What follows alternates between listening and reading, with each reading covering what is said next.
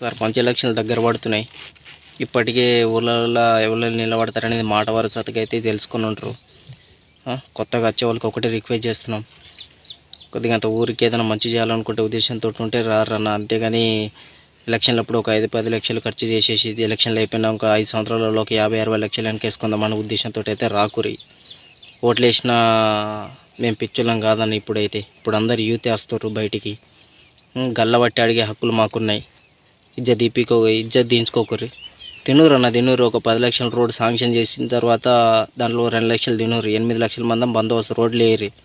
అంతేగాని 5 లక్షలు తిని 5 లక్షల రోడ్ వేస్తా నేను, లేదు 7-8 లక్షలు ఇంట్లో పెట్టుకొని 2 లక్షల మంది అడ్డిగుడ్డిగా ఏదో రోడ్డు పడేస్తా తప్పు ఉన్నదంటే అంటే మాత్రం చేయకుర్రి. తినూరు గ్రామాలకు పెట్టురన్న. అది ఏ విషయమైనా సరే, ఏ కార్యక్రమం అయినా సరే గొప్పగా చేద్దాం, బాగుపడదామన్న. మనం కూడా ఊర్లు కూడా బాగుపడాలి, ఊర్లో ఉన్న వాళ్ళం మనం కూడా బాగుపడాలన్న.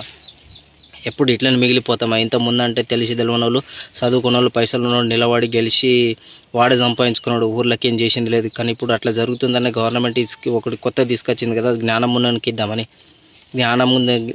అట్లా ఇచ్చినప్పుడు దాన్ని యూజ్ చేసుకొని మీరు జ్ఞానం ఉన్నోళ్ళు నిలబడి ముందుకు నడిపిరన్న. ఏం దేశంలో గొప్ప ఆదర్శమైన గ్రామం అని చెప్పాల్సిన అవసరం లేదు, కానీ ఏం ఊర్రా అది, ఏం గ్రామం రా అనేటట్టు మాత్రం చేసుకోకూరి. నిలబడురన్న, మంచి మర్యాదగా నిలబడురి. మేము కూడా ఓట్లు వేస్తాం, నమ్మకం ఉన్న వాళ్ళకి దగ్గరోడు దూరపడనే వాళ్ళు లేడు. అందాకంతే గొప్పగా ఉన్నారనుకైతే మంచి చేశాడని నమ్మకం ఉన్న వాళ్ళకి ఎత్తామన్నా. ఒకసారి గెలిచి 2 సార్లు ఓడిపోతే ఇజ్జ పోతుంది. ఒకసారి గెలిచి మంచి చేసి 2 సార్లు గెలిచురన్న. ఎందుకంటే రేపు ఎమ్మెల్యేగా నిలబడాలన్నా 2 సార్లు పోటీ చేసి ఉండాలి. కొన్ని చూసుకోర్రి.